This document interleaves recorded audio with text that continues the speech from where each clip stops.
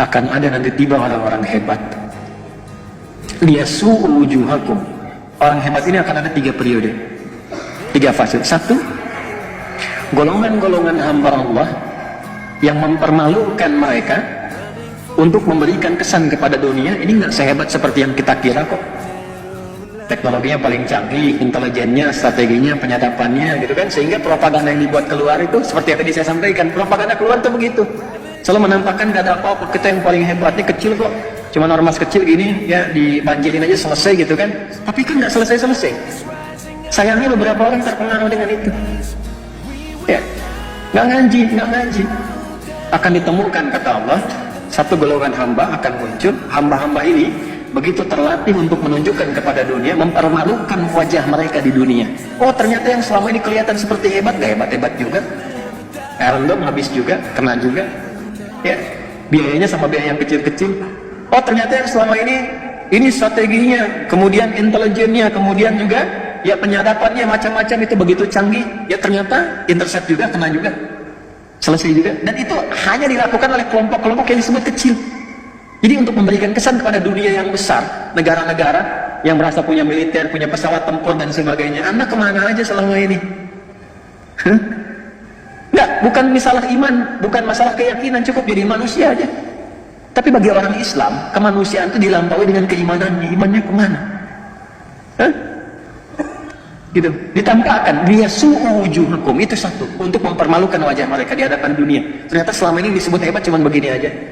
Lantas Anda yang tidak punya ya apa yang mereka miliki orang-orang hebat ini, tapi memiliki alat-alat yang Anda klaim canggih, lebih hebat daripada mereka. Ini orang-orang nggak punya landasan pacu untuk pesawat tempur, pesawat tempurnya nggak punya, senjata nggak lebih hebat dibandingkan dengan negara-negara yang ada lain sekarang.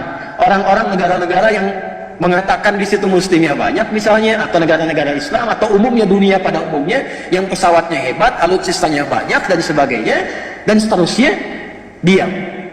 Sementara yang disebut terbatas ini tiba-tiba mempermalukan, oh dengan begini aja selesai, bisa kok. Ya itu satu. Waliyadkhulul masjidah kama dakhaluhu awwala marrah. Nanti ada golongan kedua. Ya, golongan kedua ini sudah menyelesaikan semua konflik yang ada di situ, menenangkan kembali sampai Masjidil Aqsa dibebaskan. Fase kedua. Fase ketiga, ini saya baru memahami ayat ini dan hadis Nabi. Ini hadis Nabi ini, jangankan kita, orang Yahudi sendiri pun begitu yakin dengan hadis ini. Jadi saya kasih tahu rahasia ya, ini diantara kita saja nih. Ya. Ini mau habis nih, 5 menit, 10 menit lagi lah ya waktunya. Saya mohon izin tambah 25 menit tadi. Gak apa-apa ya, 15 menit tadi tambah. Ya sini. Jadi Yahudi itu yang nggak diterima, yang nggak mereka terima, Nabi Muhammad sebagai Nabi. Tuntunannya masih diterima. Gitu. Yang nggak diterima itu cuman kenapa Nabi Muhammad gitu. Itu aja. Kalau namanya bukan Muhammad, dari jauh mereka akan diterima. Cuma, tapi tuntunannya diterima. Makanya oleh mereka Quran diriset. Makanya oleh mereka hadis diriset. Dan mereka yakin dengan itu. Salah satu yang diyakini apa? Nabi kan pernah menyampaikan di puncak nanti bagian ketiga itu, fase ketiga, waliyutabbiru ma'alau tadbira, menghabiskan semua tanpa kecuali, habis, selesai. Allah menyampaikan demikian. Ya, ada mereka berlindung di pohon-pohon yang diberi nama dengan korkot. Korkot itu yang mengatakan nanti Yahudi ada di sini, Yahudi ada di sini. Pernah dengar hadisnya? Itu saking yakinnya, dibanyakin ditanam pohon korkot sekarang. Saya pernah ke Amerika Desember yang lalu saya mampir ke Washington DC. Nanti kalau ada rezeki main ke Amerika ke sana ya, ke DC. Washington mesti, lampu merah sana dikit tuh. Itu ada Masjid Indonesia wakaf di zaman PSBY dulu ya. Ada dana abadi umat itu sebagian yang mau dikirim untuk beasiswa, membiayai ke Al-Azhar dan sebagainya, itu sebagiannya dialokasikan untuk beli satu gereja tua ya, yang dikonversinya di masjid di DC, di Washington DC. Yang menarik itu ada ini pemukiman Yahudi ya. Saya masuk situ, saya lihat pemukiman Yahudi itu langsung cepat aja, itu yang ditanam pohon korkot rata-rata, termasuk di lingkaran gereja yang selalu jadi masjid itu. Saya dengan DKM jalan, saya bilang, Mas, ini pohon apa coba? Apa ya? Inilah pohon korkot.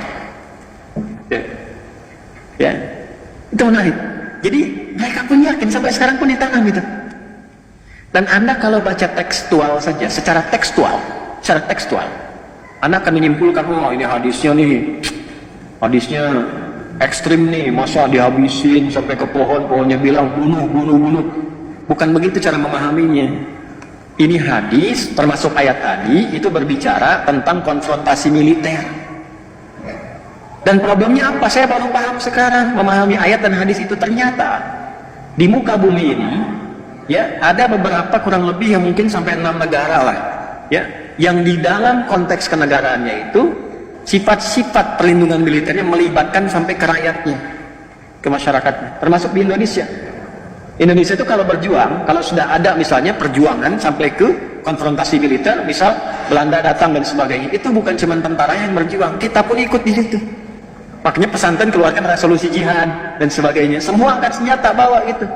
Nah, di dunia ini sekarang ada 6, yang paling aktif itu 2, Indonesia dengan IDF yang Israel sekarang. Jadi waktu kejadian kemarin itu pembuktian hadisnya. Makanya saya katakan belajar, lihat tuh, lihat. Bukan ingin belajar Hamas, ini bukan. Coba peristiwa itu cek kembali, mengkonfirmasi benar nggak yang di Quran, benar nggak yang di hadis.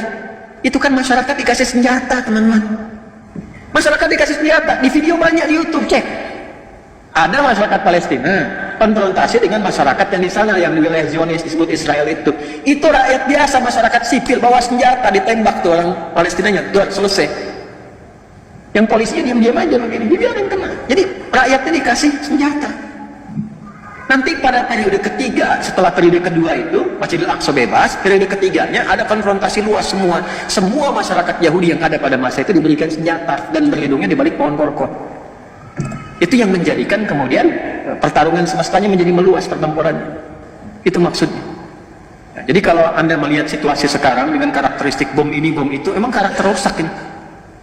Ya, tapi tidak bisa dipukul rata. Misalnya Yahudi keseluruhan nggak bisa dipukul rata. Yang rusak-rusak aja nih.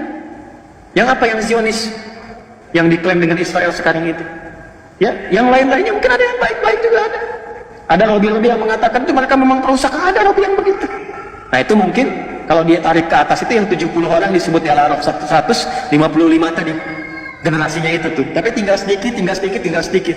Tapi ujungnya kan kalau nggak beriman sama aja kufur. Tapi setidaknya membawa sifat kemanusiaan yang jelas.